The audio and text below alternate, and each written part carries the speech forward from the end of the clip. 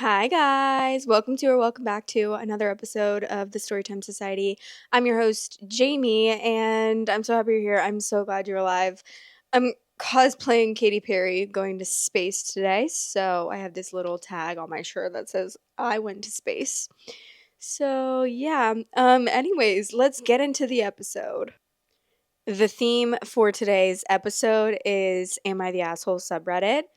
And the title of the first story is Am I the Asshole for Doing Nothing for the Child My Ex Wife Had from Her Affair, even now that I have primary custody of our kids? 6 years ago, I, 36 male, learned that my ex wife, 37 female, was cheating on me. I ended our marriage and filed for divorce, and everything was delayed because she was pregnant. Once her child was born and it was established that I was not the biological father, my name was removed from the birth certificate and the bio father's name was added. They were a couple at this point. Throughout, we had shared 50-50 custody of our three children together. My kids were old enough to figure out what happened. I got them therapy eventually after my ex resisted putting them into therapy, and we had talks about everything. I did my best to reassure them that they didn't need to hate anyone for me or reject anyone on my behalf, but their relationship with their mom never recovered, and the relationship with her youngest never existed, from what I know. The affair partner took off 3 years ago, and since then, my ex wife has requested that I take an active part in her child's life because I'm so involved in our kids' lives. Each and every time she has made this request via parenting app, I have firmly said no. She tried to take full custody of our kids because I refused to include her youngest, and a judge told her it didn't work like that, and I did not have a legal responsibility to her youngest child. I ended up with primary custody of my children a year ago because my ex wife made some very bad decisions and not only lost the house she was staying in, but lost her job, had no savings, and overall was left with next to nothing.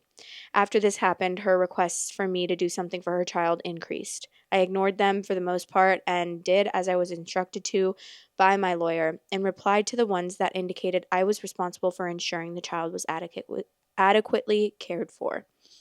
Those I did say no to and reminded her there were places that she could go if she needed help feeding her youngest.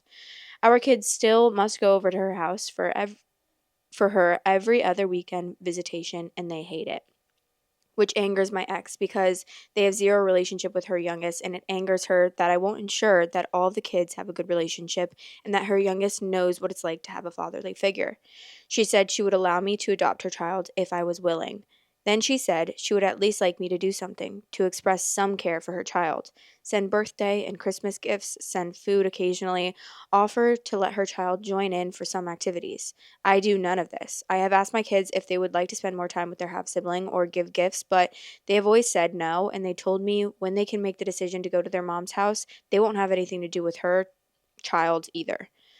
My ex has become more angry because there are things her child has missed out on, and apparently they ask more questions now.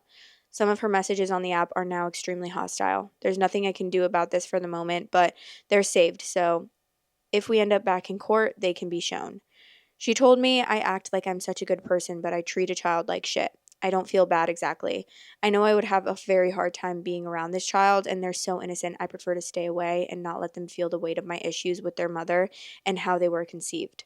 But maybe that makes me an awful person. I know at the end of all of this, who has only got my ex and nobody else, and the child is innocent, like I stated. I know at the end of all of this is a child who has only have got my ex and nobody else, and the child is innocent, like I stated, which brought me here to ask, am I the asshole? You have no responsibility for that child.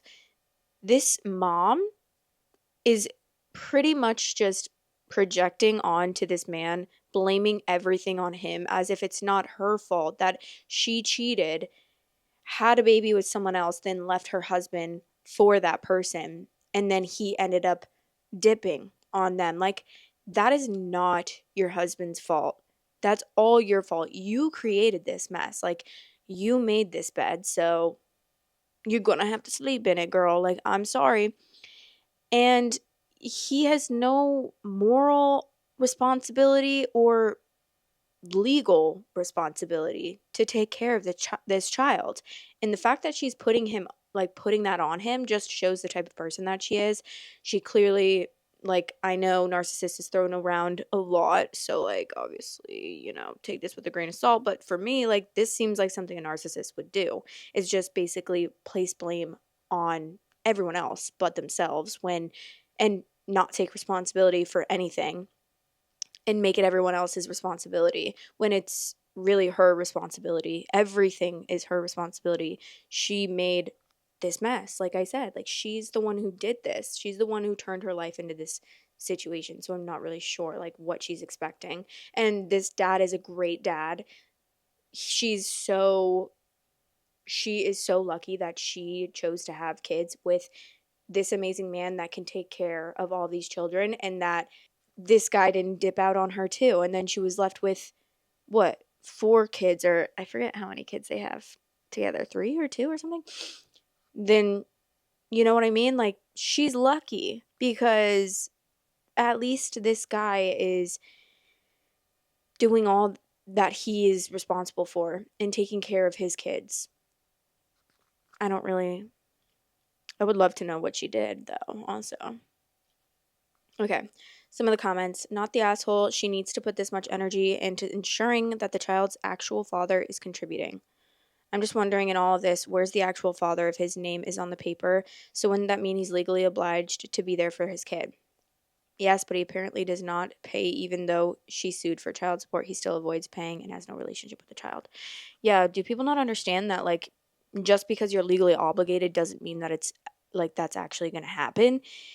Many dads are legally obligated to pay child support and don't pay child support, and then, like, end up getting their paychecks, what is it called, like stipend or something, I don't know, but, like, the government will take money out of their paychecks, or if they go to the casino and they win money, the government will take money from them, like, winning money, and that is for child support and stuff, which I think is a great idea. Like, any way these people make money, you should take that money from them if they're not paying their child support, because I think it's so messed up.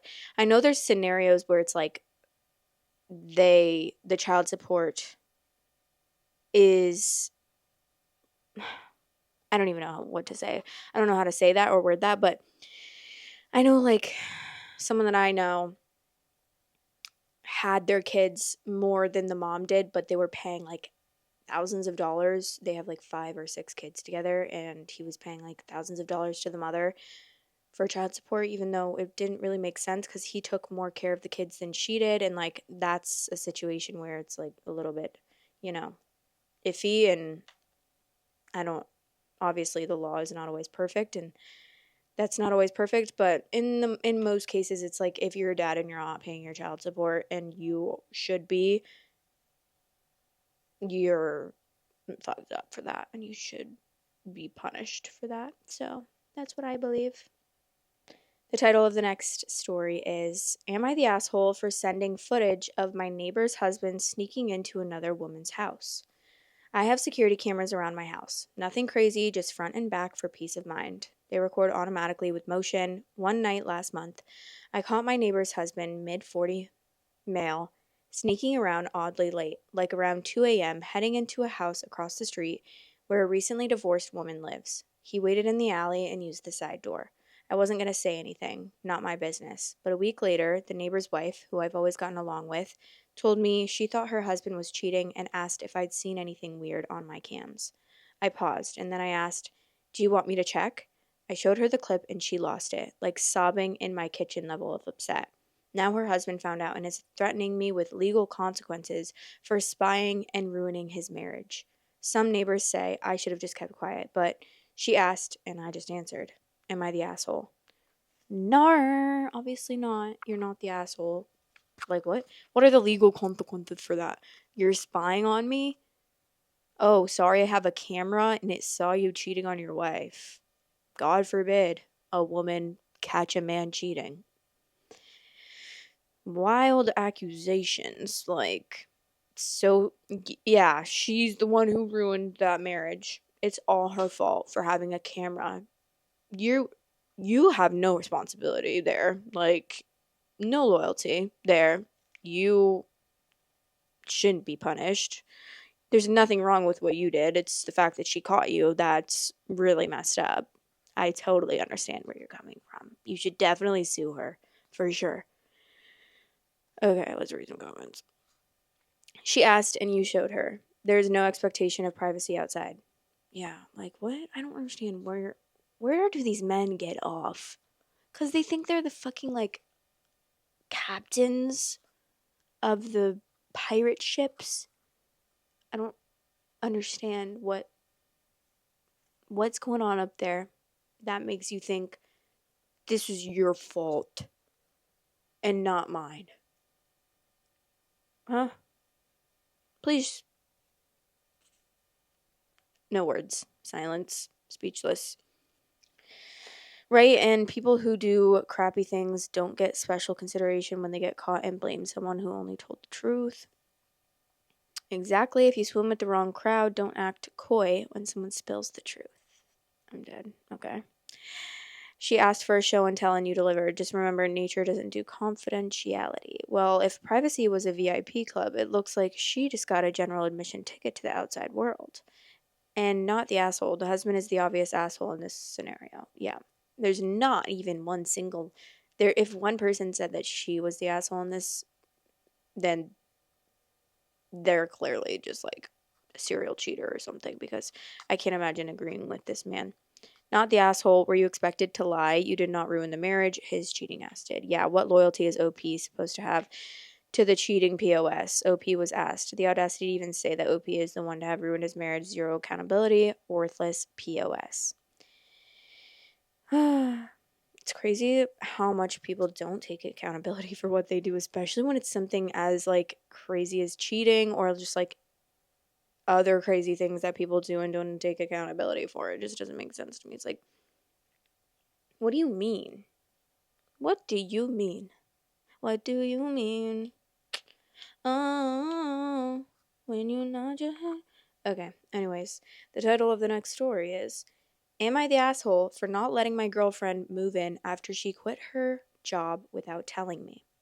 So, I'm 20 male, living on my own in a one-bedroom apartment. Not huge, but it's mine. I work full-time and pay all my own bills. My girlfriend, 21 female, has been staying over a lot lately, and we've been dating for like 8 months. Last week, she texted me randomly like, I quit my job today. No heads up, no combo, just boom, quit. I asked her what the plan was, and she said, I'll figure it out. Maybe I'll just move in with you for a while so I don't have to stress. I was like, huh? We never talked about her moving in, especially not like that. I told her I wasn't cool with that, and she got super mad, saying, I thought we were serious. You don't support me, blah, blah, blah, blah. She's been guilt tripping me ever since, telling her friends I abandoned her when she needed me, and now they're all in my DMs like, wow, real mature. I don't know, man. I'm not trying to be her fallback plan. She didn't even ask me, just assumed, and now I'm the bad guy. Obviously, like, you're not the bad guy, and you're 20 years old. You shouldn't be taking care. You shouldn't have to take care of your girlfriend who quit her job. Also, even if she like didn't like that job and quit her job, get a new one, because this man is 20 years old. It's not like he has the obligation to be taking care of you. That's just crazy to expect. I mean, I know like a lot of honestly, I feel like I've seen a lot of girls that like get into relationships and just automatically think that their boyfriend should take care of them. And I feel like in some scenarios it makes sense. But like in most of the time I feel like that's something that you like build towards. And if you even want that, cuz obviously that's not the dynamic of every relationship, but if that's something like the woman wants, I feel like that's something that you build towards, and especially when you're 20 years old. No, that's not really feasible to be taking care of you and another person. Maybe when you were older, you could be like, yeah, I'd love to take care of you one day. And you've been dating for 8 months. 8 months. Literally, 8 months is so little time. That is nothing. So it's really weird that she's doing that to you and just putting that on you. Okay, this person said she quit her job with no plan. Make sure she doesn't come over with anything more than an overnight bag. Last thing you need is her moving in. To her friends, say, okay, then I'll let her know that you'll take her in and pay her bills so she doesn't stress. Thanks for offering. And when they respond with and when they say no, respond with real mature, bro. She had a plan. She wanted to mooch on OP. OP better hide his condoms if he plans on still being intimate with her.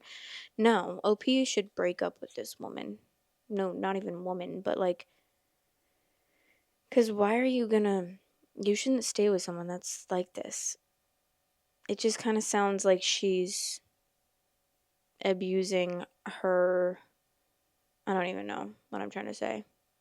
She's taking advantage of you or trying to take advantage of you, but especially because her friends think that, like, think the same thing as her too. That's a little bit crazy. That's even crazier to me because it's like obviously the way that she surrounds herself with these people, they all think the same thing, so they're all like hyping each other up like, yes, yes, girl, you deserve this, you deserve this.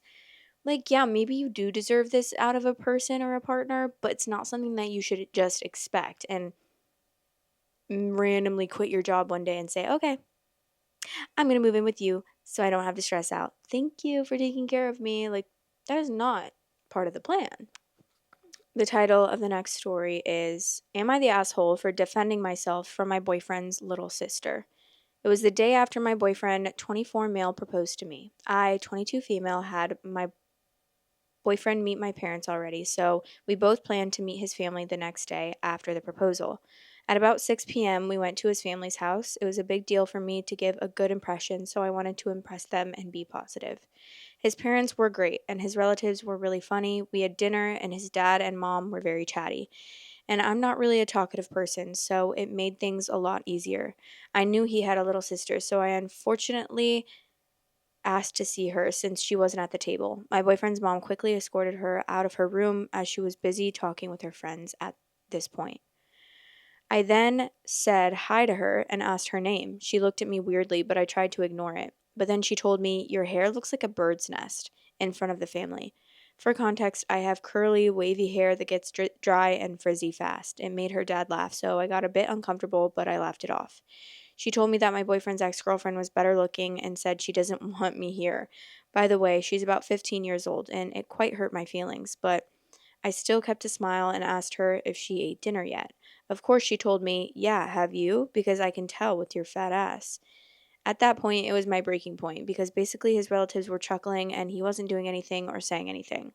I told her that she was a disrespectful a-hole with who had no shame and stormed out of the house out of anger. I immediately regretted after when I heard shouting in the house and I heard her scream and possibly crying. I then see my boyfriend walking towards me and then screaming on why I said that to his little sister. I yelled back and said his little sister is an insecure little bitch and left and called a cab. I'm staying at a hotel right now and I've gotten plenty of missed calls from him. Some of his friends and my own friends. Honestly, I'm still pissed at him, but I do feel bad for acting immature, especially since his little sister is only 15 and I'm 22. Should I have handled the situation better?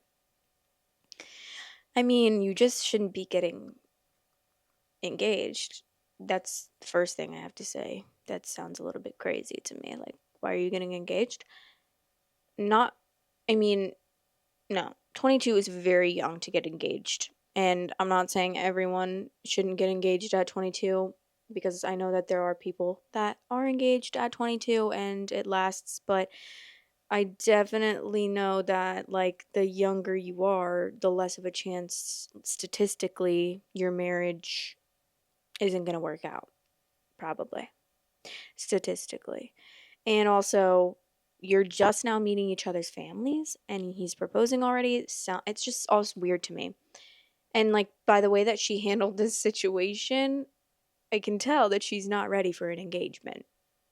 And also the way that he handled it. Like both of them handled this so wrong. And this sounds more like a high school romance relationship than a couple that should be getting engaged and married soon. Like that doesn't sound like two people that should be getting married. Okay, there's an update. Update. Hi, I'm so sorry for the lack of information I gave in the following post. Yes, me and my now ex didn't meet each other's families yet because we met and lived at the time in a different state than our families. First, I wanted to say thank you all for the advice given, and I've taken those into account. Last night, I just decided to sleep it off and I'd figure out what to do in the morning. In the morning, I read all of his chats. They said, apologize to her. She's only 15. And one that really stuck out to me was, I just proposed and you do this. At that point, I wanted to reply and go all out. I decided to just make a paragraph and dump his ass. Oh, by the way, even his sister was in my message requests. Her messages were full of swearing, and I initially thought to send it to her parents, but reading your comments and seeing them not control their child, I don't think that they would care. Thank you guys. I'm currently trying to fly back home, and I've also blocked him and his sister. Okay, that was literally a roller coaster of emotions. I mean, I agree that she should have broken up with him, but I'm like, it always shocks me to see other people's like point of view or perspective on marriage and engagement, because like in this situation it just seems like something so nonchalant, like, oh, I'm proposing to you. Oh, just kidding, like we got in a fight and I'm dumping you. You know what I mean? Like, I don't think that you guys were ready to get married, and I don't think that you should have gotten proposed to, and I don't think you should have gotten engaged or whatever. But like, it seems so nonchalant, and it's just crazy to me because all of my life I've always thought like such I've always had a very, very serious outlook on marriage and engagement. And like, I know that there are just so many people that don't have that outlook, and the outlook that a lot of people have. One of my friends was talking to me. She was saying that she's so ready to get married. Like, she hasn't even been dating this guy for a year, but she's just so ready to get married. And I'm like, it's crazy to me that people are so ready to get married detached from the person that they're in a relationship with. You know what I mean? Like, it could be anyone.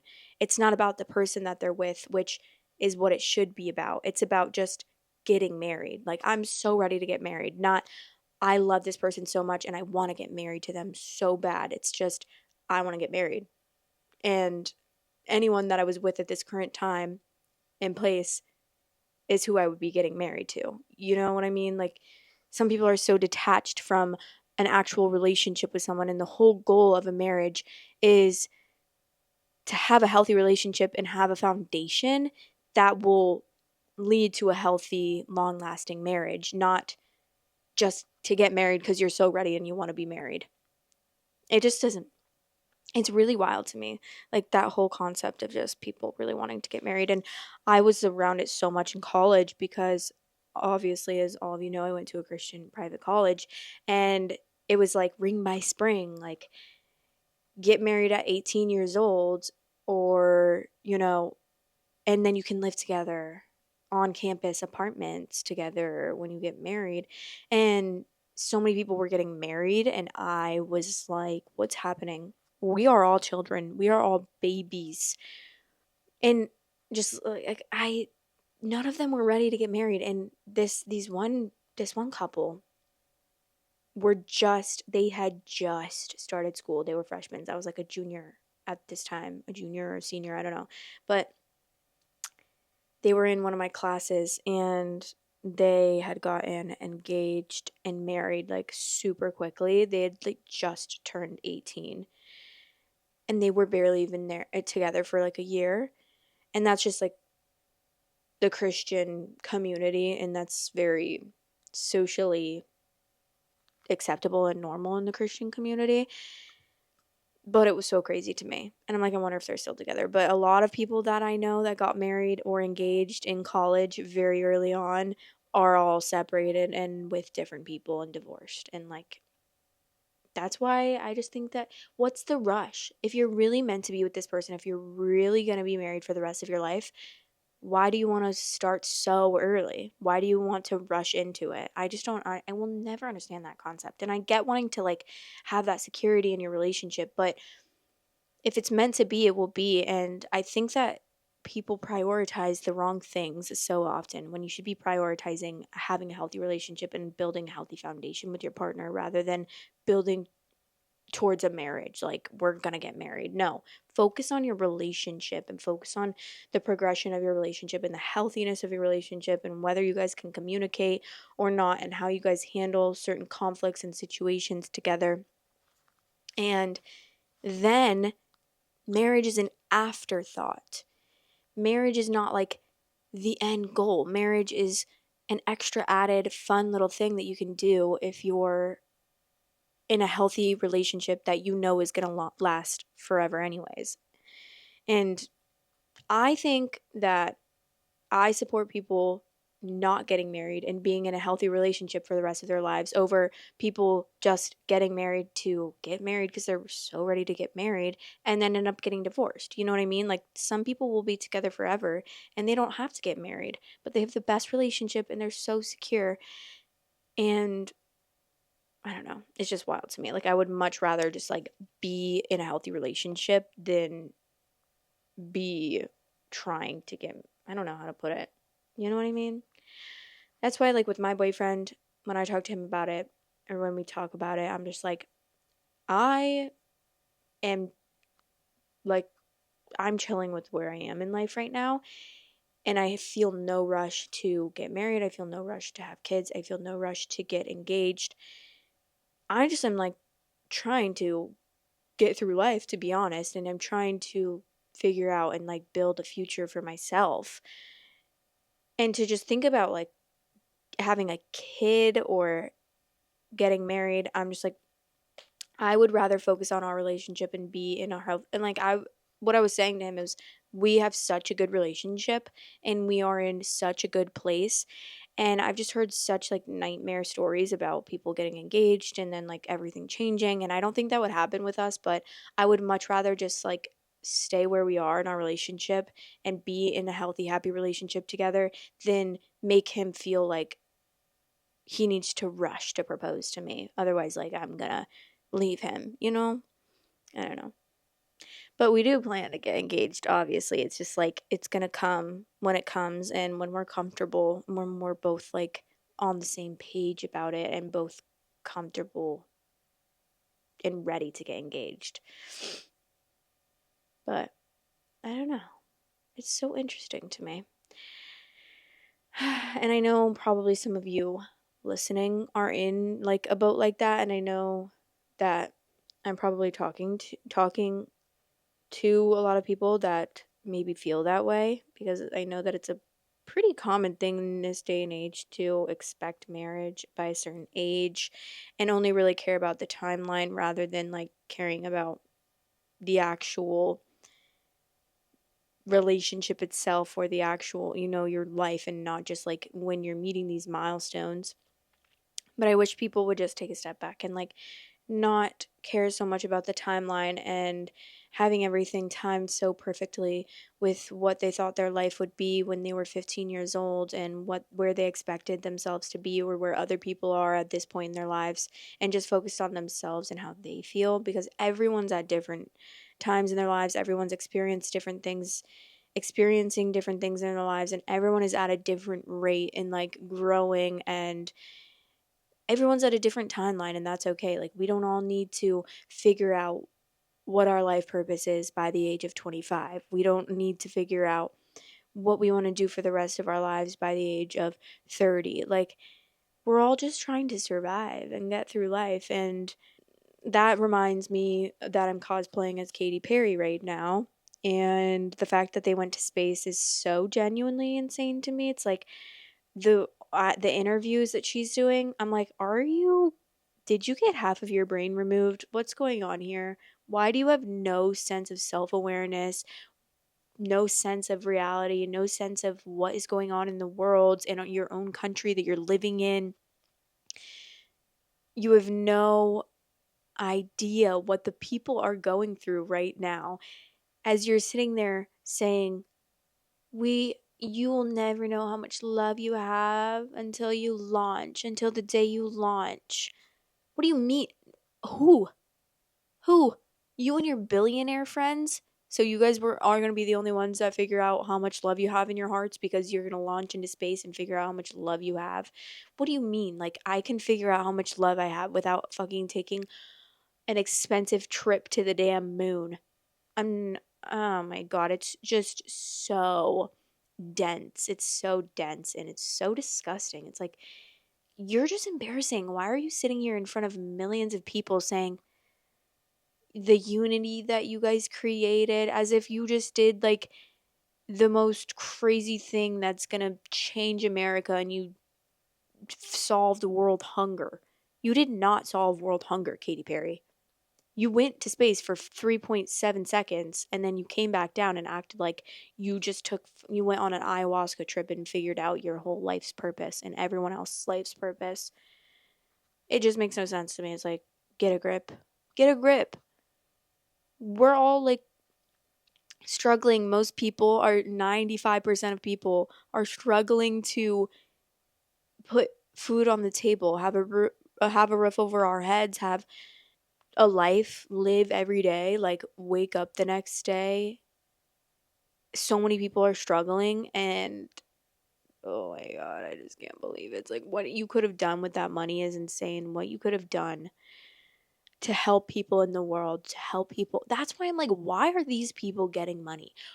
Because they're greedy little gremlins, and people that actually would do good with money don't get money. And it's like, is that because money changes you? Because I know that money does change people, but it's like, I just feel like if I had that much money, no, I genuinely think I could solve so many problems. Not every problem. I'm getting ahead of myself here, but I could help so many people. And that would be so fulfilling to me. Going to space, launching off to space in unity, holding hands, figuring out how much love I have on earth is not what I would be doing with my money. I would be like traveling the world and trying to help people and trying to donate my money and trying to like, I don't even know what needs to be done or what like ever, but that would be so fulfilling. Like being able to help people, being able to help my family, being able to help people that are really struggling. I just don't understand like why more people. That's where you could get your fulfillment from. If you're looking for fulfillment, if you're looking to fill a void, it's not going to be in in Mars. It's going to be by helping other people and like feeling like you have a purpose. Oh my God. I just don't understand. It's so stressful. It's like helping people would give so much purpose, but apparently all these rich ass billionaires think the exact opposite. They forget that they're not the only people on the planet. Like, genuinely, I feel like they think they're the only people here. Like, they're the last people living. They for sure went up there and were like, which planet are we going to take over when the world ends and leave all these peasants to themselves because only the rich 1% are going to be able to go to this new world. Here, visit your new home. Visit your new home that you're going to have when we all take off into space and create a utopia for the rich people. I can't, guys. I can't. It's genuinely so disappointing. It's one thing after the other. It's like we have this Bloody Mary man in office, and then now it's like people are going to fucking space for no reason. Ugh, boo. I'm bored. I am bored. Someone do something of substance. Someone help. Someone help the world. Someone help one person. Anyways, that's my rant for the day. So I hope you guys enjoyed this episode. Sorry to be a little bit of a downer there, but it's just so ridiculous and so dumb. But I love you guys, and I'll talk to you in the next episode. Bye. Love you guys. Thanks for watching. Please like, comment, and subscribe.